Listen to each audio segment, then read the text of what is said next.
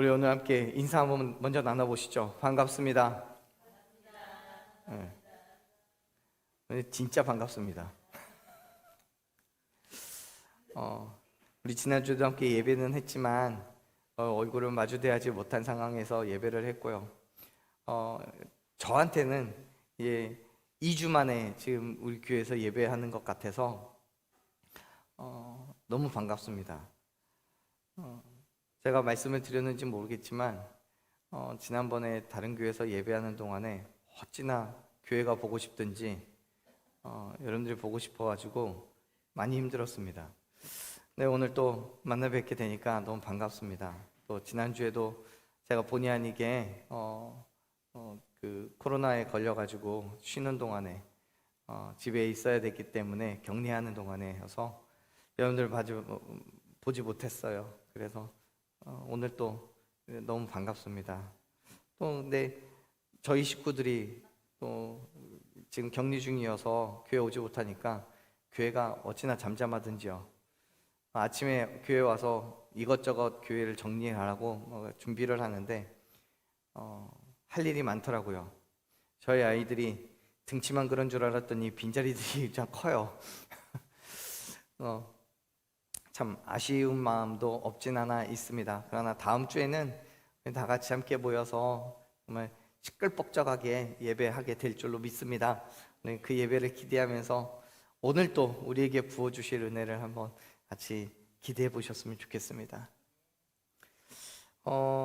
세상을 살아가다 보면요, 물론 제가 이런 말 할 정도로 오래 살진 않았지만 세상을 살다 보면 말 그대로 희노애락이 있죠. 기쁘고 즐거운 일도 있고요, 어렵고 고통스러운 일도 있어요. 그런데 흥미로운 사실은 그 모든 것들이 다 내 계획대로 된 게 아니라는 거예요. 모든 것이요. 내가 기뻐하고 싶어서 기뻐하는 것도 아니고, 어렵고 고통스러운 일을 원해서 그 일을 만들지도 않아요. 어떤 상황이 되었든 내 생각 또는 내 계획과는 전혀 상관없이 그 모든 일들이 우리의 삶에서 매일같이 벌어지는 일들이에요. 그리고 그 일들은 어떤 상황이든 어김없이 우리가 감당해야 될 것들이라는 것은 분명합니다. 지난주에 저는 그런 일을 경험했어요. 진짜 힘들었어요. 아파서 힘든 게 아니고요, 집 밖을 못 나와서 힘든 것도 아니에요. 저는 원래 집돌이라서 한 달 내내 집에 있어도 전혀 불편함이 없습니다. 근데 교회 오지 못하는 게 힘들었고요, 여러분들을 보지 못하는 게 제일 힘들었어요. 제 눈에서 그냥 진심이 뚝뚝 떨어지죠. 그런데요, 이게 제가 원해서 그런 게 아니잖아요. 충분히 계획하고 일어난 일이 아니에요. 그렇습니다. 저와 여러분이 살아가는 그 삶은 어떤 일이 일어날지 몰라요. 그런데 그 와중에 더욱 우리를 당혹하게 만드는 게 뭐냐면, 어떤 부분의 어려움은 나와는 전혀 상관없이 외적인 요인에 의해서 주어진 어려움이라는 거예요. 내적으로 발생한 문제, 즉 다시 말해서 명백한 나의 실수이거나 또는 내 죄성에 의해서 잘못된 선택으로 생겨난 문제의 경우라면 그 문제는 내가 책임지면 돼요. 죄에 대한 징계를 받든지 회개하고 돌이키든지 어떤 경우가 됐든 어떤 식으로든 내가 책임지면 돼요. 그런데 외적인 문제는 이야기가 좀 다르죠. 죄가 특별히 나에게는 하나님께서 내게 주신 은혜가 있는데 그 은혜 때문에 오히려 다른 사람들로부터 핍박과 어려움을 받게 된다면 내가 어떻게 할 방법이 없어요. 그래서 은혜를 누리는 내 주변을 내가 걱정해야 되고, 핍박과 어려움 때문에 마음의 상처를 받는다면 그게 어떻게 하나님께서 내게 주신 은혜가 그냥 고스란히 은혜가 될 수 있겠습니까? 분명히 하나님께서 내게 주신 은혜인 건데 주변에 악한 마음을 품은 사람들로 인해서 은혜가 은혜로 받아들여지지 않는 게 너무 안타까운 일인 거예요. 그럴 때마다 여러분은 어떻게 반응하고 계십니까? 하나님께서 주신 은혜를 누리고 있거나 또는 그 은혜를 한참 받고 있을 때에 세상이 나를 향한 비난과 조롱의 목소리를 낼 때에 우리는 어떻게 반응하냐는 거예요. 오늘 우리가 함께 읽은 말씀을 보면 그러한 상황 가운데 놓여 있는 이스라엘 백성들과 느헤미야 선지자가 있습니다. 바벨론의 포로로 잡혀있던 이스라엘 백성들이요, 아닥사스다 왕이 즉위한 지 20년쯤 되었을 때에 당시 폐허가 되어 있던 예루살렘 성의 상태를 보고받고 가슴 아파하던 느헤미야가 왕의 허락을 얻어서 이스라엘 백성들을 이끌고 3차 포로 귀환을 합니다. 사실 이미 예루살렘 성에는요, 2번에 걸친 포로 귀환이 있었어요. 첫 번째는 바사왕 고레스가 수룹바벨과 여호수아를 통해서 귀환을 했고요, 이들은 성전을 재건하는 데에 힘을 썼습니다. 그리고 2차 귀환은 에스라 선지자 때에 있었던 일인데, 에스라 선지자가 백성들을 이끌고 귀환하여서 그 예루살렘 성에 있는 그 모든 이스라엘 백성들에게 영적인 부흥을 일으켰던 사건이 있었습니다. 그렇게 1차와 2차 포로 귀환 이후에도 여전히 예루살렘 성벽은 허물어져 있었던 상태예요. 아무런 방어가 되지 않고 이방 민족들의 공격에 힘없이 당할 수밖에 없었어요. 그러한 상황에 대해서 보고를 받은 느헤미야가 가슴이 찢어지는 거예요. 하나님의 나라, 하나님의 백성들이 성벽이 재건되어지지 않아서 고통받고 괴로워하고 있는 것이 너무 괴로웠어요. 그래서 성벽을 재건해야 되겠다라는 사명을 가지고 예루살렘으로 백성들을 데리고 3차 귀환을 하게 된 겁니다. 그리고 지금 느헤미야는 성벽을 재건하기 시작했어요. 그것은 전적으로 하나님께서 그에게 감동을 주신 것이고, 그 감동에 따라 예루살렘에 와서 해야 할 사명을 잘 감당하고 있었어요. 그것이 느헤미야와 이스라엘 백성들 가운데 허락하신 하나님의 은혜였습니다. 하지만 그 모든 상황들이 주변에 있는 이방 민족들에게 있어서는 탐탁치 않은 거예요. 당연하죠. 이방 민족들은 예루살렘 성벽이 재건되고 나면 이스라엘 백성들로부터 양식을 빼앗을 수도 없고 좋은 노동력과 재물을 얻을 수도 없었기 때문에 성벽이 재건되어지는 그 모든 과정들이 그들에게는 불만의 상황이었어요. 성경을 보면 당시 상황에 대해서 이방 민족들의 반응을 이렇게 묘사하고 있습니다. 우리 같이 읽어볼게요. 함께 읽었던 말씀 느헤미야 4장 1절 말씀입니다. 같이 읽겠습니다. 산발랏이 우리가 성을 건축한다 함을 듣고 크게 분노하여 유다 사람들을 비웃으며. 아멘. 산발랏이라는 사람은요, 2장에서부터 등장하는데 호론이라는 곳에서 태어난 사람입니다. 바벨론의 명령을 받고 사마리아 지역을 통치하고 있었던 사람이에요. 그런데 이 산발랏이 예루살렘이 성이 재건되어져 간다는 소식을 듣고 분노하는 거예요. 왜요? 예루살렘 성이 재건에 성공하는 순간 그 성은 난공불락의 도시가 되기 때문에요. 그 말은 더 이상 예루살렘을 약탈할 수 없게 된다는 거예요. 더 나아가 바벨론으로부터 독립하여서 다윗 제국의 부흥까지도 기대할 수 있었기 때문에 산발랏에게 있어서는 이 성벽이 재건되는 건 어떻게든 막아야 되는 거예요. 그걸 다른 표현으로 말하자면 그 지역에 대한 자신의 영향력이 줄어들 거라고 판단한 거예요. 결국 그만큼의 유익이 사라지겠죠. 더 이상 물질로, 명예와 권력으로, 그리고 자랑으로 무엇으로든지 유익을 얻을 수 없다고 판단했기 때문에 산발랏은 예루살렘 성이 재건되는 것에 대해서 분노했던 거예요. 그래서 뭐라고 해요? 유다 사람들을 비웃어요. 그리고 또 얘기하죠. 한번 읽어보죠. 2절 3절 같이 읽습니다. 자기 형제들과 사마리아 군대 앞에서 일러 말하되 이 미약한 유다 사람들이 하려는 일이 무엇인가? 스스로 견고하게 하려는가? 제사를 드리려는가? 하루의 일을 마치려는가? 불탄 돌을 흙 무더기에서 다시 일으키려는가 하고, 암몬 사람 도비아는 곁에 있다가 이르되 그들이 건축하는 돌 성벽은 여우가 올라가도 곧 무너지리라 하더라. 아멘. 산발랏은 성벽을 재건하기 위해서 최선을 다하고 있는 유다 사람들을 비난하면서 말하는 거예요. 백날 그렇게 애써 보라지. 성벽이 그렇게 쉽게 쌓아지는 게 아니야. 이 미련한 것들아, 제사를 드려서 신의 도움을 받아서 쌓는다고 그게 뭐 하룻밤 사이에 끝난 일이야? 아니야. 그렇게 성벽이 쉽게 쌓아지는 게 아니야. 그 말에 암몬 사람 도비아도 동의하면서 말하죠. 그러게, 도대체 뭘 하겠다는 거야? 저들 하는 거 봐봐. 여우가 올라가도 무너지게 생겼구만. 뭘 얼마나 잘하겠다고. 여러분, 지금 산발락과 도비아는 재료도 넉넉하지 않은 데다가 자신들이 할 수 있는 최선을 다하여서 하나님의 뜻에 따르고 있는 그 이스라엘 백성들을 조롱하고 비난하고 있는 거예요. 그렇죠. 인간적으로 보면 얼마든지 그럴 수 있어요.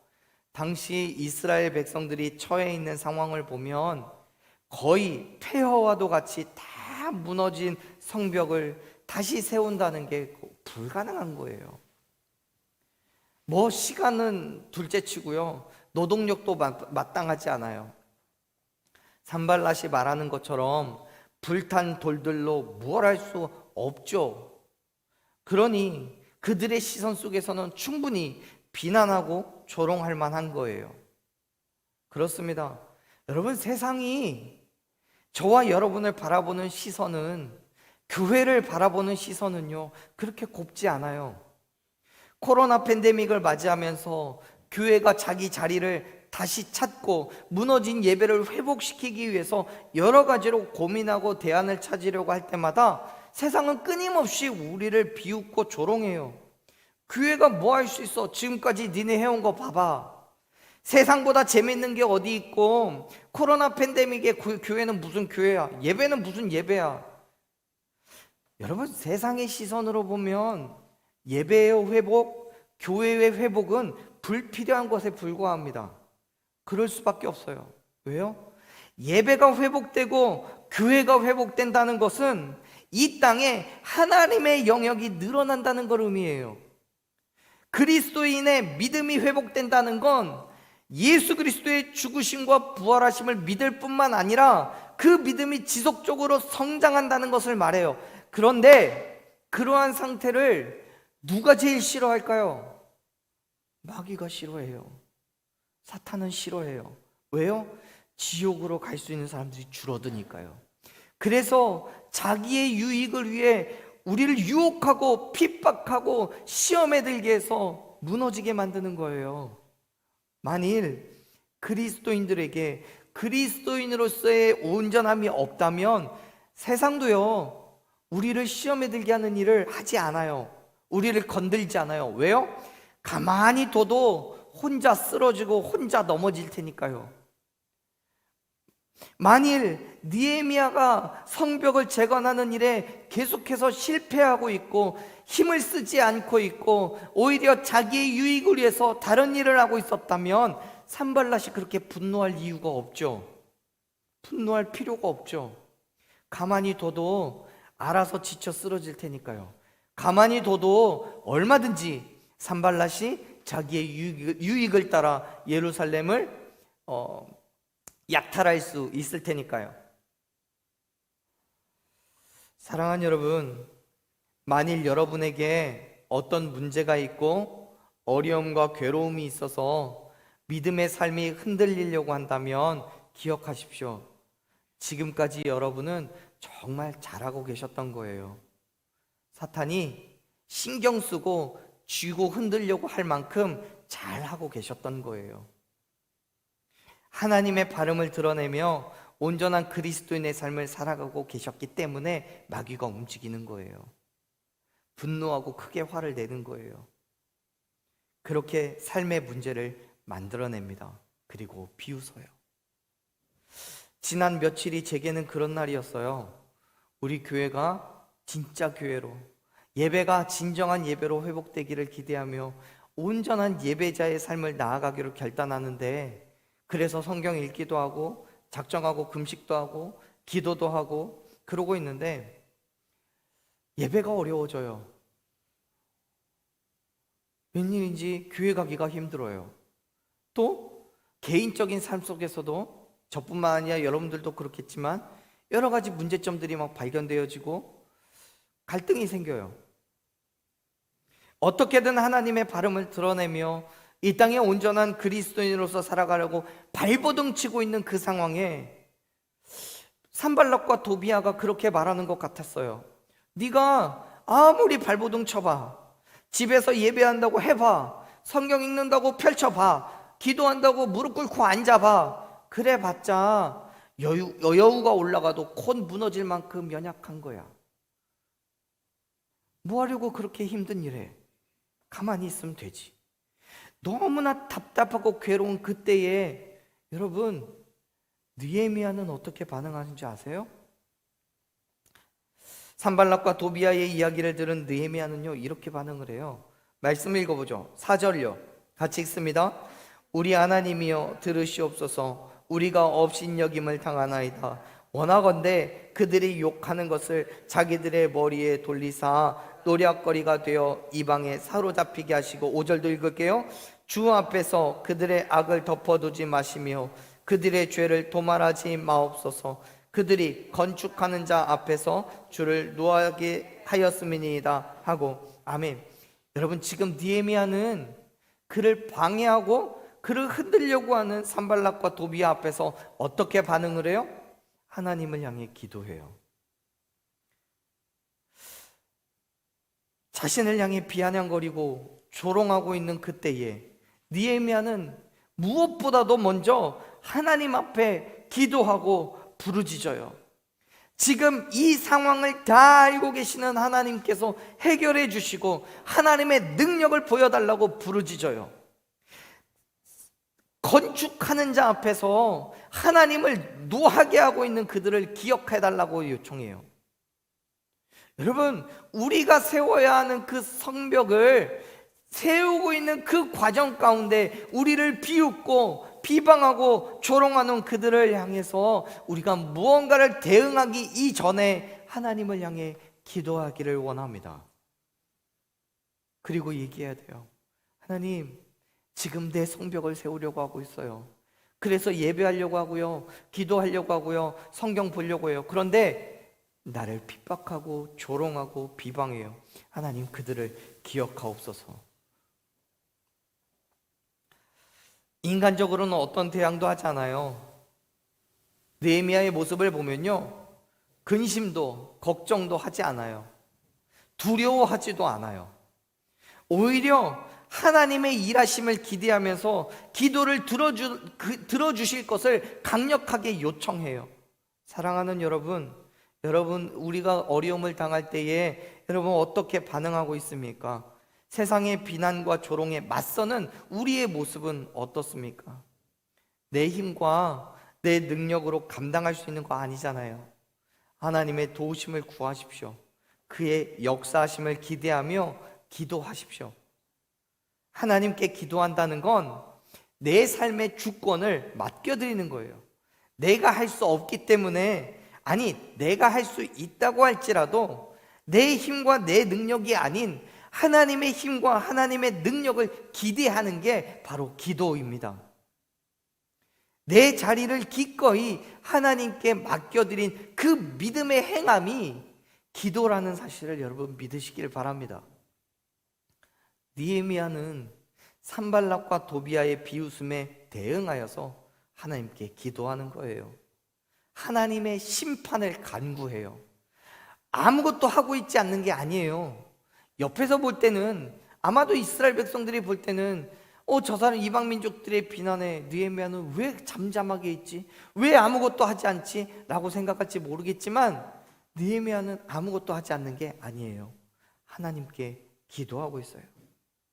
인간적인 대응이 아닌 하나님께 모든 것을 맡겨놓고 있는 거예요. 사랑하는 여러분, 내가 할 만하기 때문에 달려들고 할 수 없으면 기도하는 게 아니에요. 어떤 경우라 할지라도 내 힘과 능력이 아니라 하나님의 도우심을 구하며 나아가는 저와 여러분이 되기를 간절히 축원합니다. 느헤미야는 하나님께 기도하고 이전보다 더 그들이 해야 할 성벽 재건에 최선을 다했어요.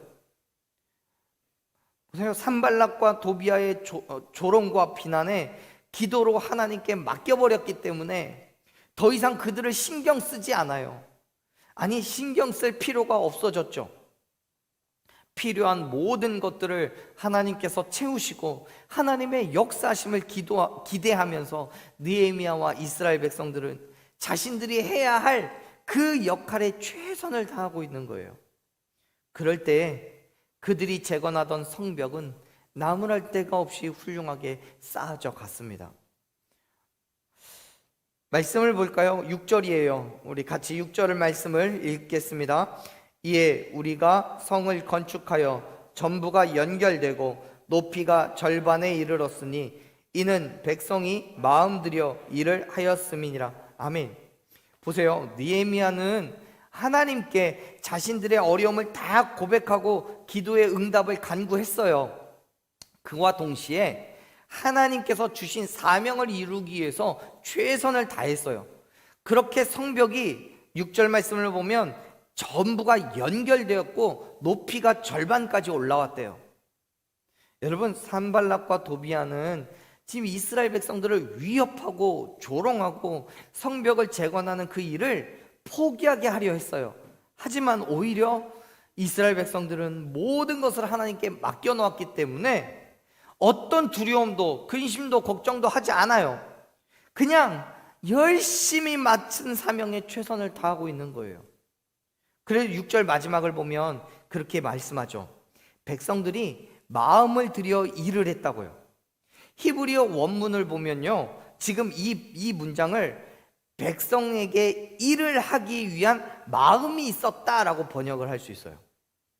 여러분, 지금 이스라엘 백성들은 성벽을 재건하는 그 일이 귀찮고 하기 싫은 일이 아니에요. 어쩔 수 없이 해야만 하는 그런 일이 아니에요. 그들에게 있어서는 하나님의 백성으로서 하나님의 나라를 다시 회복하고 재건하는 그 일에 그들의 마음을 다 쏟아놓았어요. 할 수 있는 최선을 다했어요. 인간적으로 보자면 재료도 부족하죠. 내 개인적인 삶도 살아야죠. 그러다 보니 성벽을 재건하는 게 너무나 힘든 일이에요. 그렇지만 하나님의 백성이니까, 하나님께서 내게 주신 사명이니까 그 일을 기꺼이 감당하는 거예요. 성벽을 재건한다고 해서 내게 뭐 돈이 생기겠습니까? 내게 뭐 어떤 큰 유익이 있겠습니까? 개인적으로 생각하자면 너무나 힘들고 귀찮은 일에 불과해요. 하지만 하나님의 나라를 세우는 그 마음으로 백성들은 온 마음을 다해서 최선을 다했어요. 그렇기 때문에 짧은 시간에 성벽이 연결되어지고 최종 목표의 절반까지 올라오게 된 거예요. 사랑하는 여러분, 우리 교회가 회복되어지고 예배가 회복되기 위해서 우리의 믿음이, 내 믿음이 회복되기 위해서 여러분 최선을 다하십시오. 비록 우리의 환경은 너무나 부족하고요, 코로나라는 방해물도 존재하죠. 그럼에도 불구하고 온 마음을 다해서 열심을 하십시오. 인간적으로 보자면 예배에 참여할 뿐만 아니라 여러분 성경도 읽어야 되고 기도도 해야 되고요. 여러분 교회 다니면 시키는 게 얼마나 많습니까? 성경 공부도 하자 그러고요, 귀찮은 일 천지죠. 여러 가지 봉사도 해야 되죠. 그렇게 한다고 해서 내 믿음이 얼마만큼 성장할까 싶기도 하죠. 하지만 여러분, 돼요. 왜요? 내가 온 마음을 다하여서 내 믿음을 회복을 위해서, 하나님 나라의 회복을 위해서 최선을 다할 때 그 일을 이루시는 분이 하나님이시기 때문입니다. 모세는요, 신명기 4장 29절에서 우리에게 이야기합니다. 만일 마음을 다하고 뜻을 다하여서 하나님을 찾으면 만날 거라고요. 마음을 다한다는 건 간단한 문제가 아니에요. 내 생각과 내 뜻과 내 정성을 쏟아붓는 것이 마음을 다하는 거예요. 여러분, 이스라엘 백성들이 성벽을 재건하면서 잠깐 시간의 여유가 있을 때 잠깐 가서 일하고, 또 자기 볼 일 있으면 갔다가 또 시간이 생기면 돌아와서 일하고, 그런 거 아니에요. 그들은 성벽을 재건하는 것이 자신들의 삶의 최우선이었고 모든 열정을 쏟아 부었어요. 그렇게 일을 했기 때문에 성벽이 완성되기까지 엄청나게 빠른 시간이 걸렸던 거예요. 느헤미야서 6장 15절 말씀을 보면요, 느헤미야가 예루살렘에 도착해서 재건을 시작한 이후에 무려 52일 만에 성벽 공사가 끝났다고 기록하고 있어요. 여러분, 오늘날 우리가 공사를 해도요, 52일 만에 예루살렘 성 전체를 뒤덮는 성벽을 재건한다는 게 52일 만에 될 일이 아니에요. 지금도요.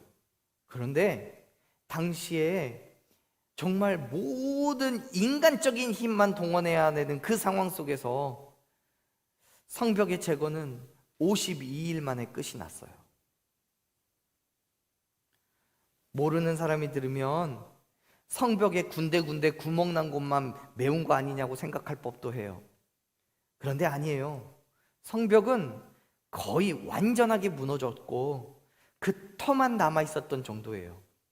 하지만 이스라엘 백성들이, 그리고 느헤미야가 무너진 성벽을 다시 쌓아야 한다는 강한 열망을 가지고 있었기 때문에 52일이라는 말도 되지 않는 기간 동안 성벽이 재건되어져요. 사랑하는 여러분, 우리의 예배가 내 믿음이 회복되고 성장하기 위해서 시간에 여유가 있을 때 예배하고 잠깐 짬내서 기도하는 거 아니에요. 우리 그리스도인이잖아요. 우리 지난주에 말씀이 제목이 그랬잖아요. 나 예수 믿잖아요. 다 예수 믿잖아요. 그렇다면 그리스도인의 삶을 살아가는 그것이 저와 여러분의 삶의 최우선이 되기를 간절히 축원합니다. 이스라엘 백성들이 무너진 성벽을 다시 쌓기 위해서 온 마음을 다하여서 열정을 가지고 일했던 것처럼 그리스도인의 삶을 회복하기 위해서 열심을 다하는 저와 여러분이 되기를 간절히 축원합니다.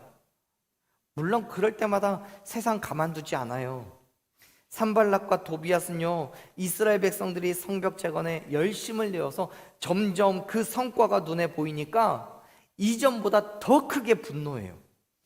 7절 말씀 봐볼게요. 4장 7절이에요. 같이 읽겠습니다. 산발락과 도비아와 아라비아 사람들과 암몬 사람들과 아스돗 사람들이 예루살렘 성이 중수되어 그 허물어진 틈이 메꾸어져 간다함을 듣고 심히 분노하여. 아멘. 7절의 마지막을 보면 산발락과 도비아 그리고 그들과 함께하는 이방 민족들은 이스라엘의 소식을 듣고 심히 분노합니다. 격하게 분노하는 거예요. 자신들의 비웃음과 조롱엔 아무 소용이 없다는 사실을 깨달은 거예요. 그래서 이들은 다른 이방 민족들과 연합을 해요. 7절에 기록되어 있는 것처럼 아라비아 사람들, 암몬 사람들, 아스돗 사람들, 이런 사람들과 연합을 해요. 그리고 예루살렘을 공격하기로 계획을 세웁니다. 아직까지는 절반에 올라온 성벽이니까 빨리 가서 다 쌓기 전에 무너뜨려야 되겠는 거죠. 그런데 그 사실을 유다 사람들이 알게 돼요. 그래서 그들이 이렇게 반응을 합니다. 9절 말씀 읽어볼게요.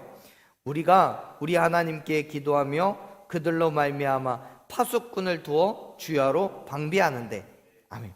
지금 느헤미야와 이스라엘 백성들은 하나님께 이 어려움을 두고 다시 한번 기도합니다. 하나님의 도우심을 구하는 거예요. 그리고 파수꾼을 세워서 방어합니다.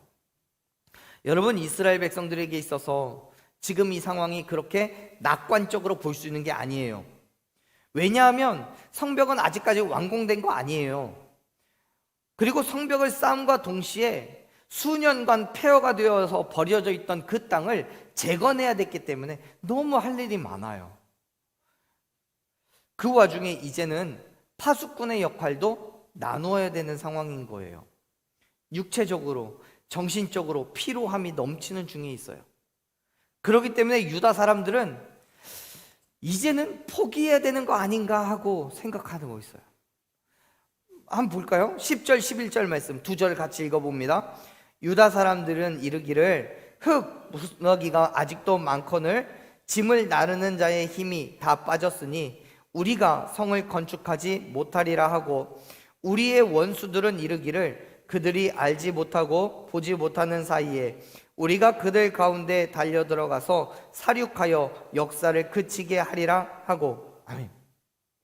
유다 사람들이 스스로 말하는 거예요. 스스로 자기들끼리 이제는 할 게 너무나 많고 흙무더기는 아직도 치울 게 많아서 할 일은 너무 많은데 힘이 빠져서 이제는 못하겠다. 성벽을 재건하지 못하겠다. 그리고 우리가 그렇게 하고 있다 한들 이방 민족들은 우리가 모르는 사이에 쳐들어와서 우리를 다 죽여버릴지도 몰라. 여러분, 이런 거예요. 우리가 믿음의 삶을 살아간다고 하는데 그것 자체만으로도 너무 힘든데 옆에서 핍박하고 조롱하는 거예요. 거기에 여러 가지 모양으로 예배를, 믿음의 삶을 방해해요. 그래서 스스로 지쳐서 쓰러지고 넘어지는 거예요. 해봤더니 안 돼. 기도했는데 안 돼. 성경 보는데 안 봐줘. 안 돼.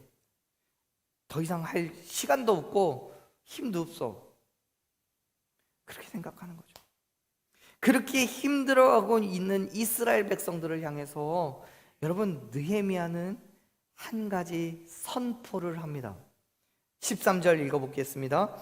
내가 성벽 뒤에 낮고 넓은 곳에 백성이 그들의 종족을 따라 칼과 창과 활을 가지고 서 있게 하고, 14절 내가 돌아본 후에 일어나서 귀족들과 민장들과 남은 백성에게 말하기를 너희는 그들을 두려워하지 말고 지극히 크시고 두려우신 주를 기억하고 너희 형제와 자녀와 아내와 집을 위하여 싸우라 하였으니. 아멘. 이제 느헤미야는 이스라엘 백성들에게 이방 민족들을 대항하기 위해서 칼과 창과 활을 잡으라고 명령합니다. 그리고 남은 백성들에게 선포하죠. 그들을 두려워하지 말라고요. 오히려 하나님의 일하심을 바라보면서 그 크고 놀라우신 섭리와 능력을 두려워하라고요. 하나님께서 나를 대신하여서 싸워주실 거라고 선언해요. 사랑하는 여러분, 느헤미야는 하나님께서 성벽을 재건하라고 명령하셨고 그 일을 친히 행하고 계신다고 믿었습니다. 확신했어요. 그렇기 때문에 이방 민족들로 인한 어려움과 핍박 가운데서도 하나님만 의지하며 분명히 이겨낼 수 있다고 말하는 거예요. 그렇습니다. 사랑하는 여러분, 지금 우리는 우리의 믿음을 회복하고 예배를 회복하고 교회의 본질을 회복하기 위한 발버둥을 치고 있어요. 그럴 때마다 세상은 우리를 넘어뜨리기 위해서 여러 가지 핍박과 괴로움을 주겠죠. 하지만 사랑하는 여러분, 하나님의 역사심을 기억하십시오. 하나님께서 우리를 대신하여 싸우심을 믿으시길 바랍니다. 이미 과거에 여러 가지 모양으로 우리의 삶에 역사하시고 기도를 들으시고 응답하셨던 하나님께서 오늘도 내일도 계속해서 우리를 지키시고 보호하심을 믿으시길 바랍니다. 지금 우리의 성벽은 재건하고 있고요, 아직 끝나지 않았어요.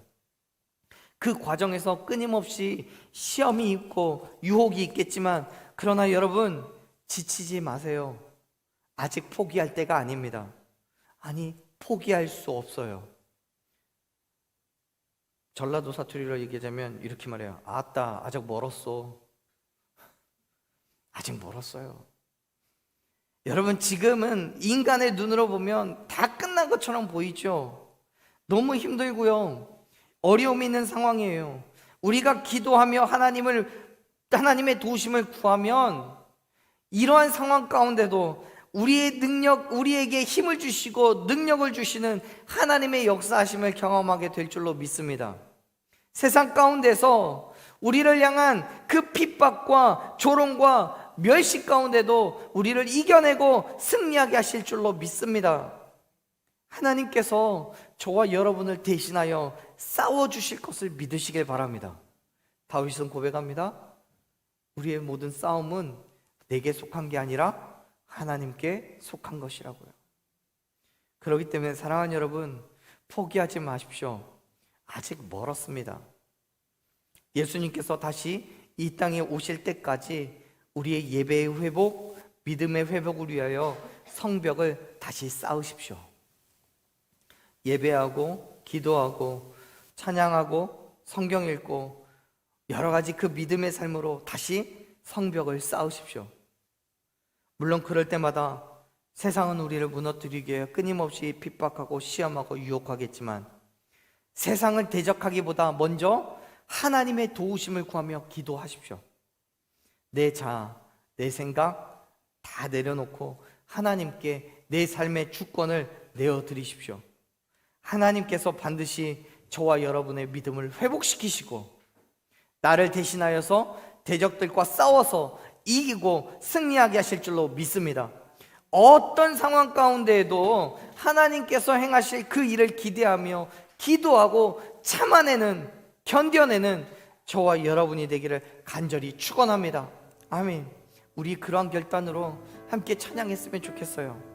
사랑하는 여러분, 여러분이 살아가는 그 믿음의 삶 속에서 어떤 핍박과 괴로움이 있습니까?